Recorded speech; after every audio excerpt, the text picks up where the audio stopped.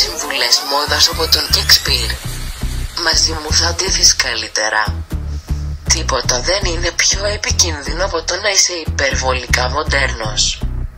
Διατρέχεις το κίνδυνο να γίνεις ξαφνικά υπερβολικά ξεπερασμένος. Η μόδα είναι μια μορφή εσχημιάς τόσο ανυπόφορης, που πρέπει να την αλλάζουμε κάθε 6 μήνες. Αν θες να μάθεις δεν κάνω μόδα. Είμαι μόδα. Γιατί αγαπώ τη μόδα και ναι έχω πτυχίο.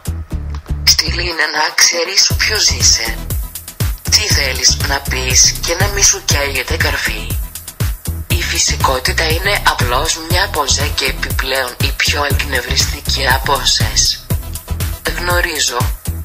Είμαι η Δελμά και αν θες παραπάνω συμβουλές μπορείς να μου μιλήσεις.